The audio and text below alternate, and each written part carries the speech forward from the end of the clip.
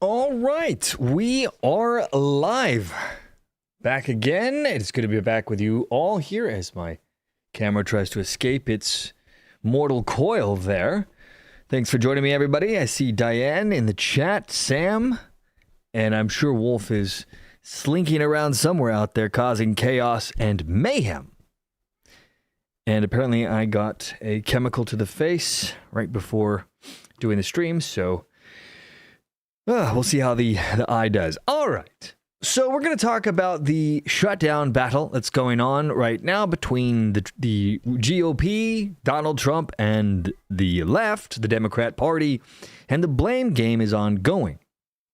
But at the heart of everything that's happening right now, there has been an attempt to keep the Trump administration from capitalizing on the lockdowns and try to also bring pressure to bear by blocking him from taking advantage of the situation. So, like, for example, paying the troops. The Democrat Party is doing everything they can to keep the troops from being paid. You've got judges attempting to stop the Trump administration from firing people, which is where we're gonna get to first here today. So, this is the article we're going to discuss here. This is from NPR, a left-wing news rag, which has always been funded by the U.S. And they're titling this article, "The Trump Administration Says Most Federal Layoffs Aren't Blocked by Court Order." So essentially what's happening here is the Trump administration, Donald Trump, has had to fight tooth and nail to overcome endless corruption within the courts. You have political activists who are disguising themselves as judges, who have been placing obstacles in his way at every turn in a desperate attempt to slow the momentum of the Trump administration. They know they can't outright stop him, but they are attempting to slow him down. You've had judges like Boasberg, who essentially ran a judicial coup on President Trump. He's blocked the not the Alien Enemies Act from being created, but blocking how it was used, trying to take over presidential power. He has ordered the halt of National Guard being sent to Chicago. He's blocked Doge efforts, and so on and so forth. There's been other judges like Lauren, I think her name was like the Alicon, and Brian Murphy. These are the two Biden-appointed judges. These guys have also been blocking deportations at every turn, including attempting to deny the ending of a temporary protected status for 200,000 Venezuelans who were set up to be deported. These were illegal aliens that we temporarily gave a respite here in the U.S. They tried to deny this, all in a vain attempt to keep the illegal aliens in the country. Then there were the Obama-appointed judges. You had Edward Chen, and it was Beryl Howell, I think, who also helped block deportations, more temporary protected status blockings. And then, of course, there was the attempt to stop the administration from firing deep state federal employees by the hundreds of thousands. And now, of course, now that we're in the shutdown, you have this latest doofus court judge, this district judge, Susan Illston, who was granted a temporary restraining order, once again, on the Trump administration, in yet the latest effort to stop President Trump from axing more federal employees. Got to protect the deep state, I guess. But oh no! The White House is signaling that they're just going to keep on keeping on when it comes to removing more sludge from the government. And by sludge, I mean federal employees who are simply siphoning paychecks and who don't have the current administration's best interest at heart, let's just say. Now, this is by Andrea Sue and Stephen Fowler. Let's see. The Trump administration says it has paused to work on only a small share of the roughly 4,000 mass layoffs announced since October 1st in order to comply with a court order. So in other words, okay, judge, while we get this sorted out through the courts, we'll stop firing the specific ones that you're protecting, but we're going to continue to fire the rest of these a-holes that we have scheduled. And oh yes, there will be more that they will fire.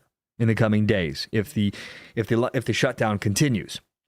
Now, this includes more than 400 Department of Housing and Urban Development employees, 465 Education Department staff, and 102 people with the Census Bureau, according to court filings released Friday. Friday's court filing came amid a legal fight between the administration and two federal employee unions, the American Federation of Government Employees and the American Federation of State, County, and Municipal Employees, who have sued to block what they call politically driven firings or reductions in force, which, of course, it's all political. It's all ever political. What the hell are we even talking about? Every firing in Washington, D.C. is political. It's like, what crack are you smoking where there would be a universe where it wouldn't be political? Now, the U.S. District Judge, the doofus, Susan Illston, in the Northern District of California, because of course it had to be California, granted the unions a temporary restraining order, halting some of the layoffs announced October 10th and preventing new firings until she holds another hearing on October 28th to consider an indefinite pause. This is, again, the basic tactic. So now she's going to try to push this off for 10 days, hoping that the shutdown ends, effectively taking over command of the president's power to fire employees. This judge is a political activist, nothing more. This whole thing just smells. It's ridiculous. And no, I'm not talking about the obese Governor Pritzker. Now, in more than 30, as part of her order, this radical lunatic leftist Judge Illston also directed the government to provide the court with an accounting of all RIFs, actual or imminent, that are enjoined by this TRO. In more than 30 declarations filed by the defendant agencies Friday afternoon, the Trump administration officials provided some details about the layoffs and repeatedly stated that they would not proceed with the RIFs blocked by the court order. At the same time, though, they're pulling out the middle finger, rubbing it in the judge's face and saying, take this. The administration made clear it believes most of the employees who have already received layoff notices or are expected to be in the near future are not covered by the court order, so screw you, judge, which only applies to programs or offices where the union plaintiffs have members or bargaining units. In a status conference Friday evening, Illston said she didn't think agencies should be carrying out layoffs while the temporary restraining order was in effect because she's the next president. She runs the country, don't you know? She's a black-robed wearing doofus who thinks that she gets to be the leader of the country.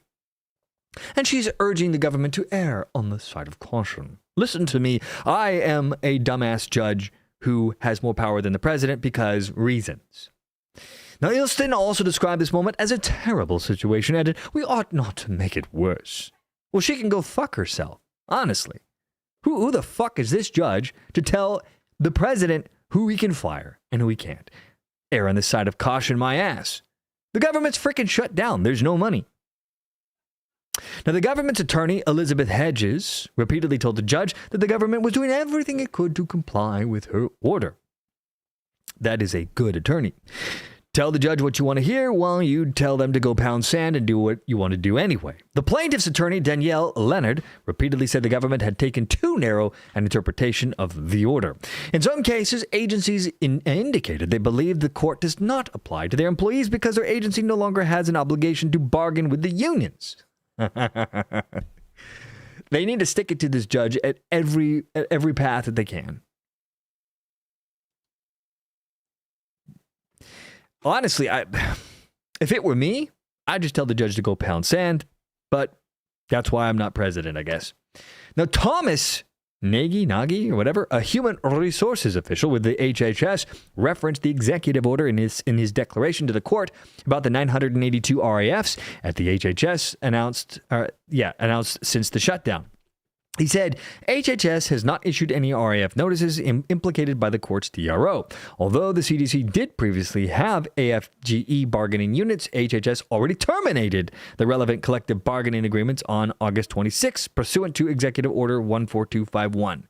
And that's another thing, by the way.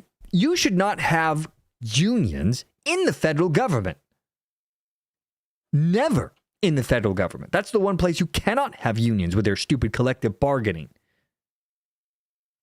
They cannot hold American taxpayers hostages. And there's only one way to deal with this, and that's fire the hell out of all of them if they try to strike or stop you from doing what you need to do. What this reminds me of, because this has happened before, Ronaldus Magnus, a.k.a. Ronald Reagan, fired air traffic controllers who tried holding the government hostage by doing a strike. Let's see, this was...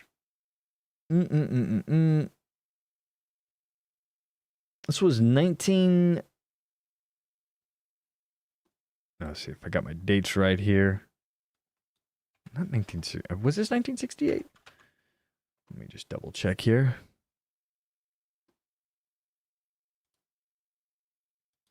Let's see if my memory serves me correctly. No, okay, yeah. It was 1981. Sorry, my brain was on Friday. Yeah, so President Ronald Reagan at the time, he fired over 11,000 air traffic controllers because they tried to go on strike. They worked for the federal government. And you need to do this with these kind of people. No collective bargaining in the government. LJ writes, communists sure know how to complicate things. Yes, they do. Well, that's the one thing they do well, is fuck everything up and make sure that nothing gets done. But that's the common bureaucrat way of life. See, if you're a bureaucratic type, the thing to do is to slow everything down, to make everything as complicated as possible, because if you don't solve anything, if you don't fix anything, if you're not efficient, you'll always have a job. Just go to your local DMV if you want to see this in action, live, in 4K. Now, during the status hearing, back to the NPR article, the plaintiff's attorney, Leonard, noted that the cancellation of collective bargaining rights at many agencies is under legal dispute because, of course, the courts don't want the bargaining chips of these collective, all leftist radical lunatics to be taken away from them. And she asked the judge to clarify the wording of the temporary restraining order to ensure that employees of bargaining units affected by Trump's executive order are covered by the court order. Illston agreed to that change. The plaintiffs also asked the court to add 3 more unions to the lawsuit and to the temporary restraining order to broaden the number of employees who would be covered by this pause by this radical lunatic leftist judge. Illston agreed to add the 3 unions to the temporary restraining order and said she would consider adding them as plaintiffs in the case at the next hearing. Mind you, she's trying to push this off for 10 days to effectively take away the power of the presidency to fire employees. Because the hope is that the shutdown will end within 10 days. That's why she's doing it this long, so that by the time it actually matters and by the time you can have a hearing of appeal, it'll already be too late. So she's effectively co-opting authority to fire this group of employees. Now, at the hearing on Wednesday, Illston characterized the Trump administration's approach to the most recent RIFs as ready, aim, fire, because she's a political activist judge, and said that the administration was seeking to take advantage of the lapse in funding. Oh, could that possibly be? Yes. Duh, that's what politics is. Of course they're going to take advantage of the lapse in funding. That's what you do. That's how this game works. But of course, she's a functional retard, and she's hoping there's enough dumb people out there that don't know this and is trying to take advantage of this. And the judge said to assume that all bets are off, that the laws don't apply to them anymore, and that they can impose the structures that they like on government situation that they don't like. Again, that's what politics is, my dear. Now, in response, the White House press secretary Caroline Leavitt called Illston another far left. Dude, I read this as another fat left partisan judge, but another far left partisan judge. Yeah, that's precisely what Illston is. Now, speaking to reporters on Thursday, Leavitt added that the White House is confident their actions are legal because, of course, they are, and called the layoffs an unfortunate consequence of the government shutdown. It's just more par for the course political judicial activism that these judges are engaged in, which I guess at this point, you can't really be surprised if you're the Trump administration. All you have to do is wake up in the morning and there'll be some political activist judge trying to stop you. Now, the OMB director, Russ Voigt, said Wednesday close to 10,000 people could receive layoff notices during the shutdown. Nice. Okay, so they're going to double down on this shortly before the judge blocked firing plans from taking effect. Now, the White House promised substantial firings during the shutdown. The layoffs announced so far only amount to a fraction of the federal employees who have left the government since Trump returned to the White House in January. Yeah, they need to ramp this up. Back in August, the Office of Personnel Management said roughly 300,000 federal workers would be gone from the government by the end of the year. And so far, they have about 200,000 have been fired. The rest have been blocked at every turn by judges. The OPM director, Scott Cooper, told news outlets that 80% of those departures were voluntary. That means even prior to the shutdown, roughly 60,000 federal workers faced involuntary separation, according to Cooper's estimates. Another 154,000 workers took the Trump administration's fork in the road buyout offer because they were given the offer saying, look, you'll get paid money instead of just getting fired. Take the money and be a good boy and good girl and get the hell out. Your services are no longer required. Now, according to OPM, many who took the buyout told NPR they feared that they would be fired if they didn't leave. Because, of course, they were going to get fired if they didn't leave. At the end of all of this, they're going to get fired. These judges are only going to be able to block this for so long. Now, they're trying to gum up the works so that it'll be too long and too late, and maybe they can mitigate the damage that the Trump administration can do to the deep state that is the federal workforce. But who knows? So that's what's happening with these judges. And it'll be fascinating to see what the Trump administration does here. I think they should just double down and just keep firing people. And they'll try to take it to the Supreme Court, but that might be problematic because I didn't want to start this stream on this topic, but the courts are pretty much going to run out of money here. They'll keep running because of the way our Constitution is designed. But there's going to be a lot of court employees laid off or sent home, furloughs. And then they're going to have some court employees are going to have to work with the IOUs. So that's coming soon. Sam says, step that number up to 1 million, please, referring to firing people. Hell, yes. There's too many government employees. Non-military government employees should not reach into the millions. That should never happen. But that's government bloat for you. That is bureaucracy for you. Ever growing, ever feeding on itself. If you're a bureaucracy, the best thing you can do is become an unwieldy mess that people can no longer understand or handle so that you become impervious to getting shut down. You can feed off the trough of the American people, off of the taxpayers, and nobody can get rid of you. It's ingenious, and it's worked for decades. So this was from Axios. This is related now to what's going to happen. The courts, by the way, will still function, mind you. This is not going to stop them from functioning, but it is going to slow things down. It's going to slow down what cases get covered and how quickly things will get done, but the courts will still operate. So this story doesn't mean that they won't. Just kind of a little bit of a heads up on this. So basically, Axios is writing that the federal courts are going to run out of money, and they will begin their furloughs as the shutdown drags on. The federal court system will no longer have the money to sustain full paid operations of its 94 district and 13 circuit courts starting on Monday, after exhausting the funds it was using for the first 3 weeks, or for the first few weeks of the government shutdown. Why it matters, Axios writes. The reduced operations will further bog down a court system already struggling to make it through its normal caseload and add to the hundreds of thousands of employees already furloughed or laid off by the Trump administration this year. And keep in mind, the judges, of course, will still pick the cases they want to cover, which means they will still block Trump at every turn. So this doesn't mean, even though it would be delicious if it were otherwise, that the courts would be unable to continue to block Trump. No such luck here. They will find a way because life finds a way.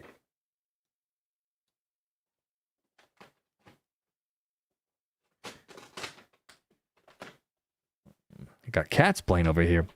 Wolf says, sadly, friend of mine's husband is on furlough and he's in the Air Force. He's on unemployment at the moment. Yeah, and it's brutal. But most people are going to get their back pay from the government. It's just a matter of grinding it out, and hopefully the shutdown ends. I mean, this is now the third longest shutdown in American history. But you know, with these shutdowns, and this is the thing I think. I've always wondered, because for most people, it doesn't affect our daily lives. And the longer a shutdown goes on and most things remain the same, because the government really, they pretend that they are critical for our very survival, while we couldn't get up in the morning and breathe without the federal government. But one of the risks of a long-term shutdown is it exposes the scam that we don't actually need the federal government for most things in our life. But anyway, back to Axios. Quiet matters, they write. The reduced operations will further bog down a court system already struggling to make it through the normal caseload and add to the hundreds of thousands of employees already furloughed or laid off by the Trump administration. What they are saying: until the ongoing lapse in government funding is resolved, federal courts will maintain limited operations necessary to perform the judiciary's constitutional function, the Judiciary said in a Friday news release. Individual courts will determine which cases will continue on schedule and which may be delayed, meaning that all the court cases you'd wish that the judges would get off of, they will continue. Federal judges will continue to serve as outlined in the Constitution, but court staff may only perform certain accepted activities permitted under the Anti-Deficiency Act. The Anti-Deficiency Act prohibits the spending of federal funds when they haven't been appropriated. Driving the news. The Judiciary warned back on October 1st that it was going to have to shutter some operations on October 17th once it ran out of the court fees and other non-appropriated funds that were temporarily keeping businesses running as usual. With the Senate voting down the House proposal to reopen the government for the 10th time on Thursday, with no plans to vote again until Monday, it seems unlikely that the courts will receive funding before the shutdown hits the 3-week mark next Tuesday. The only court staffers that will be allowed to work then will be those performing necessary exempted work. That's essentially any activity necessary to perform the judiciary's constitutionally mandated requirements or other activities authorized by law. And exempted staffers will work without pay, and all others will be furloughed. So, there you go. The courts, they're going to continue to survive, so they will continue to thwart Trump throughout this time of shutdown. But I don't see the Trump administration backing down at all. There's nothing that they really have that will force the GOP to come to the table here, which means the Democrat Party will inevitably cave on this. They really don't have much of a choice. The only leverage they would have against Trump would be trying to stop him from paying the troops. And he's already signaled that the government can go F themselves. He will pay the troops. In fact, that takes me to The Hill. This is another left-wing news rag. And this is written by a woman, hopefully, by the name of Ella Lee. It's kind of a manly name, I guess, but there you go. So this is The Hill saying Trump asks Supreme Court to allow deployment of... Oh, wait, this is the wrong one here. Wait, no. Well, hi, Miss Booper. I'm streaming. You can't come up here. I'm sorry. Oh. Cat's trying to take over the stream. Where is this? Here we go. Okay. There we go. So this is Donald Trump basically signaling to the left that they can go pound sand. He will pay the troops. Exclusive. White House cites George Washington for Trump paying the troops without Congress, basically telling Congress, you can go F yourself. I am going to pay the troops. You can't use them as a way to try to force me to the table. Rebutting shutdown critics, President Trump's budget office sent Congress a memo Friday, flipping them off with the middle finger, I added that part, arguing that history shows he has the right to move money around to pay the troops, which of course he does. The memo cites presidents from George Washington in the 1794 Whiskey Rebellion to John F. Kennedy in creating the Peace Corps in 1961. Why it matters. I love it that Axios needs to tell us why it matters, but let's see what they have to say. By paying the military while the federal workers go without, Trump is eliminating a major pressure point on him to negotiate. The government has been shut down since October 1st as Senate Democrats refused to back a no-strings-attached measure to fund the government. And by the way, I also thought this was weird because, even during the shutdowns, that money is still coming into the federal government, which they can use. Taxes. Not everyone pays taxes once per year. Depending on what kind of business you run, you may be paying taxes monthly or quarterly. There's also tariff monies coming in. All of this is something that the government can use to fund the parts that they need to run. So I've always thought it was weird that we pretend that a shutdown really means a true shutdown. But whatever.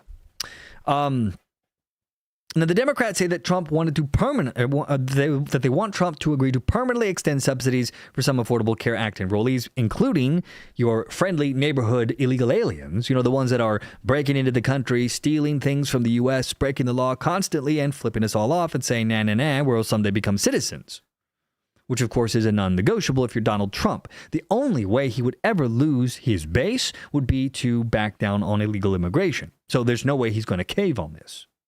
Now, the shutdown has accelerated the executive branch's effort to grab more power than ever as Congress grows increasingly feckless and paralyzed by partisan gridlock. Isn't feckless such a wonderful word?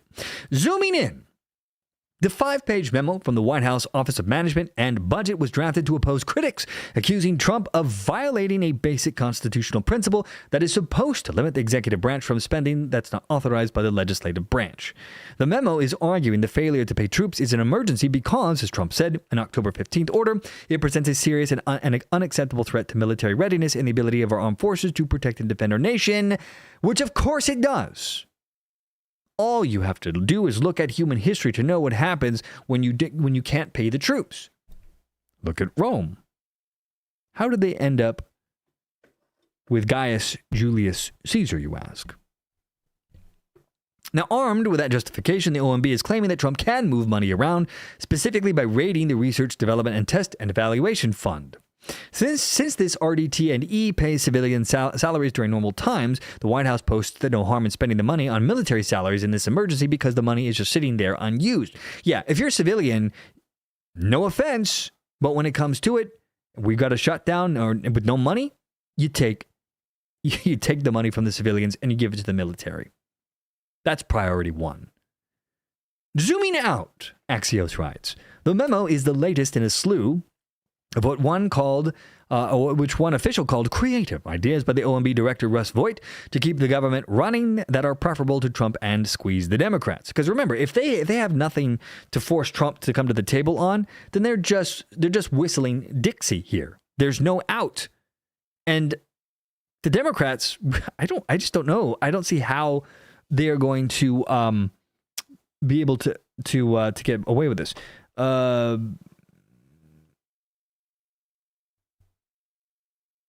I see. Wolf is sending me a message here about Schumer's admission from 2024 admitting to appointing judges. Yeah, I'll take a look at that in a little bit here. Let's see, where were we? Now, this memo, Axios writes, is the latest in a slew of what one official called, creative ideas. The OMB has argued that as many as 750,000 furloughed federal workers aren't automatically guaranteed back pay. It has moved forward with firing federal workers during the shutdown, even as the judges tried to block the shutdown layoffs, which of course we just talked about, with the doofus Illston. And it is withholding billions of dollars of projects in areas with heavy concentrations of Democrats. Yeah, they're going to pilfer the Democrat spending to pay for the troops and other areas that the Trump administration cares about. It's politics 101. What they are saying, Axios writes, Trump and Voigt are now breaking both sides of spending law, cried Bobby Kogan, a former top OMB official under President Biden, the vegetable president that was barely alive. He said they're illegally not spending where the law requires them to spend. We're under a shutdown, you doofus, and they're illegally spending where they don't have money to spend. Kogan, who is clearly a political activist, argues that Trump has become an appropriations king. Well, at least he didn't say Hitler, who has rendered any congressional spending agreements meaningless. Womp womp. The history. The OMB dug deep in the archives of the Founding Fathers and unearthed 12 instances of the executive branch moving money around for military purposes without initial congressional approval. Color me not surprised. We already mentioned the Whiskey Rebellion, and then in 1861, President Lincoln used $2 million for military and naval measures that were not authorized by Congress in the first year of the Civil War. In 1906, President Roosevelt administration used $1.5 million of relief supplies not authorized by Congress to respond to San Francisco's earthquake and fire. And in 1961, President Kennedy created the Peace Corps by executive order and funded it with the Department of State contingency funds. The bottom line is this has been done over and over and over again. And so there should be no surprise here. But of course, Orange Man bad, Hitler, Hitler, Hitler. And so anything he does, we must be against. That is the name of the game. Let's see what Chad is up to here. Diane says Trump has helped both NB and formula for WIC. Yeah, military members get paid. Yeah. And the thing is, look, politics is what it is. You're going to get people, crying that the house is on fire. They're going to be saying a bunch of crap that's not true. Both sides do this as par for the course. But the Trump administration is going to continue to use this lockdown to their advantage. And the longer this goes, again, not to beat a dead horse with this, but I think it's actually not a bad thing for the American people to see how meaningless the federal government actually is in our daily lives. And also, can I say I am tired of continuing resolutions? This whole stupid game that we keep playing. We used to actually have budgets, yearly budgets.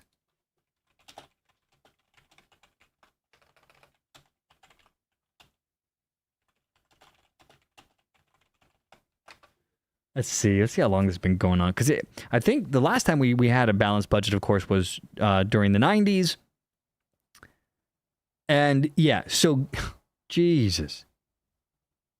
So,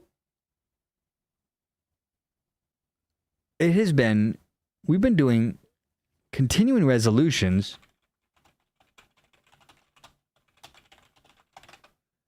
Double checking my data here, but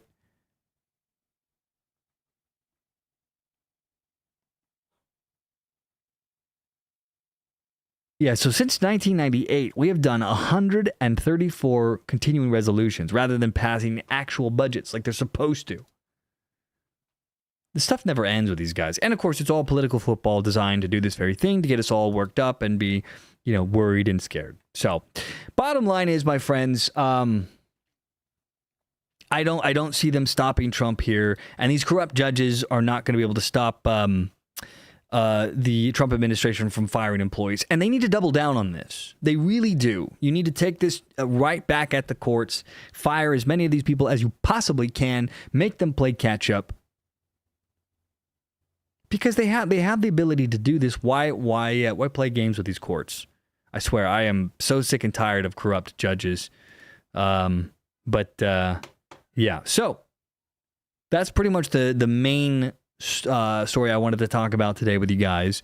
And I'm trying to keep these as a Monday through Friday daily streams. I don't have definitive times. And Wolf, I do apologize. I need to get I need to figure out where in the settings it is where I can enable polling. But we'll probably do a poll on Monday on our next live stream to talk about potential set times to do streaming. Right now during the days, it's very busy for me, and this is kind of a one-man operation with Wolf as the most amazing moderator that we've had so far. Meaning that he's the only moderator we've ever had. So it's kind of a one-man operation here. And so it's kind of difficult for me to get a definitive time frame. But I will try to get somewhere between 5 and 8 p.m. Pacific Standard Time for the short term. And then later down the road, when I can shift my work schedule around where I focus only on this channel and Topical Umbrella, which is my personal side project YouTube channel, then we'll get different time frames there as well. But in the meantime, getting a more expected streaming start time is kind of the goal here. So we'll do a poll on Monday if we can to kind of maybe somewhere between 5 and 8. Sam asks, what are the chances of riots at the No Kings March? The last one they had was pretty low key. Like it was a big bust. Kind of came and went. I mean, they're hyping this up because, and I think this is part of where the Democrats were holding out for the No Kings March. You might see some violence. I don't really think it's going to be that big of a deal, and I could be wrong.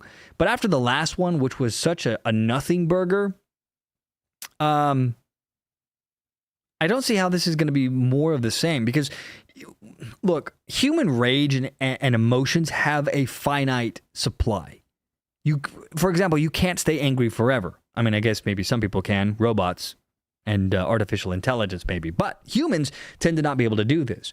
This is why the day of rage, remember all that at the beginning of Trump's administration with the mass EOs, all that stuff kind of petered out pretty quick.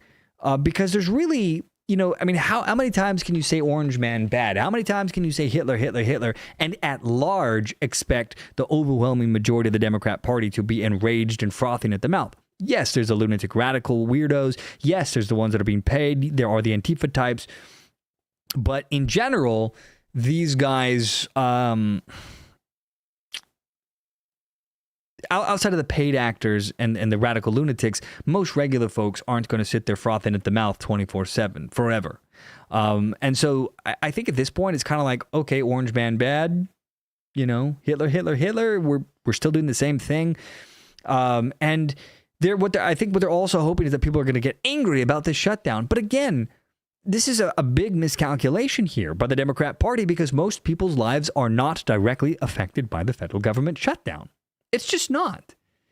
I don't know about you, but when I got up in the morning and I took a shower and I brushed my teeth and I looked around, I didn't see a government agent there saying, sorry, you can't have that toothpaste today because we're shut down. I got in my car. I drove around town, I lived my life, and I didn't see a federal government agent anywhere. I didn't notice anything different. And so when you think about these giant protests that they're trying to organize, the people will be out there, I'm expecting. I don't know how many, but I really don't expect it to be as big of a deal as they're trying to make it out to be. I think they're trying to amp up people to go out there and participate, but it's kind of old hat at this point. We have over 6 months of Trump. And nothing's really changed. And a lot of what they've been screaming and crying about is happening. Look at Gaza, Hamas, the whole peace process out there that all these bunch of pinheads have been out there raging over. That's in the process of being worked on. What do they really have to be mad about? Outside of Orange Man bad, right? So I don't know. It could happen, Sam, but I'll be honest, I'm really not expecting that much tomorrow. And maybe I will be completely wrong. Maybe I will be bamboozled. But I am not expecting much. Will there be some pinheads out there doing pinhead things? Yes. Will it be this big, giant, like BLM, Antifa type, riots and burning down cities? I just don't think so. Charles says, hi, Frank. Hi, Charles. See, free attention brought to you by To Be Frank, a.k.a. Topical Umbrella. Wolf says, I can't wait until the checks start bouncing. Yeah, once you start closing in on the people who are paying for these political rioters, I'm very curious to see what's going to happen there as well. Now, before I end the stream today, I wanted to... Wolf sent this to me. See if I have it here. This was about the No Kings Day, and I guess this was Greg Gutfeld. I have not pre-watched this, so let's see what he has to say about this. Full disclosure, I have no idea what we're about to watch. Here we go. Mass hysteria around Trump. They have to preserve it because it's all they've invested into. It says something that No Kings is happening while Trump is brokering peace around the world. He's done 7, 8 It is pretty ironic that that's literally all they have is Orange Man bad, Hitler, Hitler, Hitler. But you can only say it so many times and there be no authoritarian government out there doing authoritarian things and expect people to continue to have that level of intensity about it. Peace deals. It shows that doesn't matter. It's a full-blown emotional vendetta has taken over their lives. Doesn't matter what he does. So how is this possible? How can you have good things happening around the world and people participating in mass hysteria? Because it's easy and it's fun. Anger requires no thought, no labor, no risk. But I don't think it's gonna affect as many people as they think. I do think you'll see a lot of people show up probably in the millions. I don't know. Maybe I'm just being a Pollyanna here, but I really don't see a reason for this to be out of hand. Remember how Biden played the rage card whenever he never did anything else? Remember the rioting and looting after George Floyd? It was a replacement for... Imagine this is you. Imagine you're the parents of this idiot. Oh, God. thoughtful action. And the media decided to redefine it as a struggle. That whenever, anybody did something violent, it had something to do with some kind of struggle. Having the No Kings event after Trump, figures out Middle East peace, it's like holding a wedding after the couple broke off the engagement the night before. We're still going to go through with the ceremony anyway. We paid for the food. We paid for the food. We already made the flyers. But the media indulges this idea that passion equals effort, and they reward people for their feelings and not what they're actually doing. So it's a perfect example again of an imaginary solution for an imaginary problem. The trans bathrooms, the climate models, white supremacy in the military. These were all imaginary problems that then called for an imaginary solution. The problem is the trans solution and a lot of these protest solutions, they're not harmless. Like you could have surgical or psychological division in any of those. If it's just some mindless little thing where you're just standing out in front of Fox yelling like those little old ladies do. By the way, I think you can't spell no kings without no kin. A lot of these people just don't have family. Mass hysteria around Trump. They have to preserve it because it's all they've invested into. It says something that No Kings is happening while Trump is brokering peace around the world. He's done 7, 8 peace deals. It shows that doesn't matter. It's a full-blown emotional vendetta has taken over their lives. Yeah, there's not much here when it comes to the protest. I don't know. I don't see how, outside of paid political activists,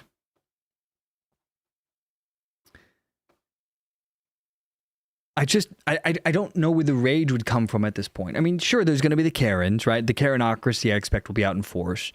You're going to have a bunch of old retired people who have no life left anyway, and they just want to be heard or seen one last time, probably singing a few songs, trying to relive the 60s or something. But outside of that, I don't think you're going to see a lot of youth out there, except for maybe the rabble-rousers, the usual suspects. We already see the Antifa types, the BLMs. But I don't know. I just don't expect it to be that big of a deal. Diane says Congress should take the time to balance budget. American will not notice government, close call. And essentially all the 2024 Democrat platform was Trump bad. And yeah, that's pretty much the bottom line. Is it's the same old hat that they keep doing. There's just nothing really, there's no there. I don't know. I don't know how you win elections with Orange Man bad. Most people, it's not hurting them directly. So anyway, so that's all there's there. And thank you, Wolf, for that, for a little Greg Gutfeld. I really enjoyed him back in his Red Eye days. Back when it was a strict entertainment news or entertainment show with a little bit of a news bent, and it was really raunchy, really funny. At like 2-3 in the morning, it was good times. Let's see, and then I have a couple of stuff. I was kind of on the maybe burner today. I had the story from Politico where you've got some Democrat who got elected. They haven't sworn him in yet. There's kind of a battle with that right now. And of course, you have people crying about the longest shutdown in. We're coming up on the longest shutdown in American history. And then there was the fake voter fraud story, which I might do some stuff for this for Topical Umbrella as a separate video, and I'll have that posted tomorrow if I do.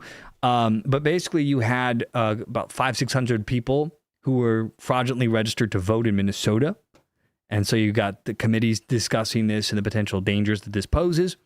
And then you've got Trump basically setting up for Ozempic to become a cheap, easy to access, a much more easy to access drug, bringing it down to $150, which would be a huge drop for this drug. So all the fatties on the left can rejoice. They can finally lose some weight, and it'll be good times for them. So, by the way, have you noticed that the whole obesity thing is suddenly disappearing now that Ozempic is here and people can choose to lose the weight? and suddenly it's a it seems to be the thing that everyone's doing. So, all right, well, I'm going to bring this this stream to a close here. I'm going to keep doing these, and over time we're going to make them a little bit longer and have more topics that we'll cover.